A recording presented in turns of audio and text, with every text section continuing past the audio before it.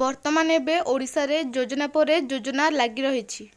ତ ୟାରି ଭିତରେ ନବୀନ ସରକାର ଘୋଷଣା କଲେ ଆଉ ଏକ ନୂଆ ଯୋଜନା, ଯେଉଁ ଯୋଜନାର ନାଁ ହେଉଛି ନବୀନ କାର୍ଡ଼ ଯୋଜନା। ତ କ'ଣ ଆସିଛି ଅପଡେଟ୍ ଆଜିର ଏହି ଭିଡ଼ିଓରେ ମୁଁ ଜଣାଇଦେବି। ଜାଣିବା ପାଇଁ ଭିଡ଼ିଓଟିକୁ ବିନା ସ୍କିପ୍ରେ ଶେଷ ପର୍ଯ୍ୟନ୍ତ ଦେଖନ୍ତୁ। ଭିଡ଼ିଓଟି ପସନ୍ଦ ଆସିଲେ ଭିଡ଼ିଓକୁ ଲାଇକ୍ କରି ଆମ ଚ୍ୟାନେଲକୁ ସବସ୍କ୍ରାଇବ୍ କରିବେ ଏବଂ ପାଖରେ ଥିବା ବେଲ୍ ଆଇକନ୍କୁ ପ୍ରେସ୍ କରି ରଖିବେ।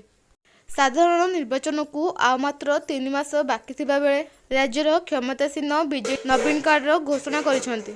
ବିଜୁ ସ୍ୱାସ୍ଥ୍ୟ କାର୍ଡ଼ ଯୋଜନାରେ ରାଜ୍ୟ ସରକାର ମାଗଣା ସ୍ୱାସ୍ଥ୍ୟ ସେବା ଯୋଗାଉଥିବା ବେଳେ ବିଜୁ ସ୍ୱାସ୍ଥ୍ୟ କାର୍ଡ଼ରୁ ବଞ୍ଚିତ ପରିବାରକୁ ନବୀନ କାର୍ଡ଼ ପ୍ରଦାନ କରାଯିବ। କେବଳ ସରକାରୀ ଚାକିରିଆ ଓ ଆୟକର ଦାତାଙ୍କୁ ବାଦ୍ ଦେଇ ଅନ୍ୟ ସମସ୍ତ ପରିବାର ଏହି କାର୍ଡ଼କୁ ପାଇବା ପାଇଁ ଯୋଗ୍ୟ ହେବେ ବୋଲି ରାଜ୍ୟ ସରକାର ଘୋଷଣା କରିଛନ୍ତି।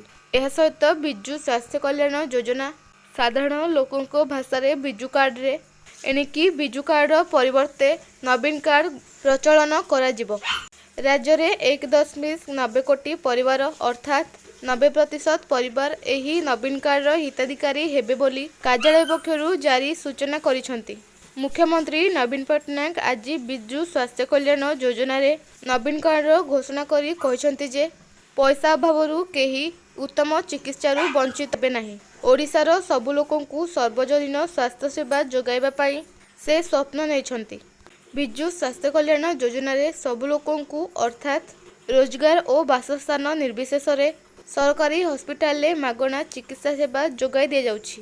ସେହିପରି ଦ୍ୱିତୀୟ ପର୍ଯ୍ୟାୟରେ ସବୁ ଖାଦ୍ୟ ସୁରକ୍ଷା ହିତାଧିକାରୀଙ୍କୁ ବିଜୁ ସ୍ୱାସ୍ଥ୍ୟ କଲ୍ୟାଣ ଯୋଜନା ସାମିଲ କରାଇ ଘରୋଇ ହସ୍ପିଟାଲରେ 5 ରୁ 10 ଲକ୍ଷ ଟଙ୍କା ପର୍ଯ୍ୟନ୍ତ ମାଗଣା ଚିକିତ୍ସା ସେବା ମଧ୍ୟ ଯୋଗାଇ ଦିଆଯାଉଛି।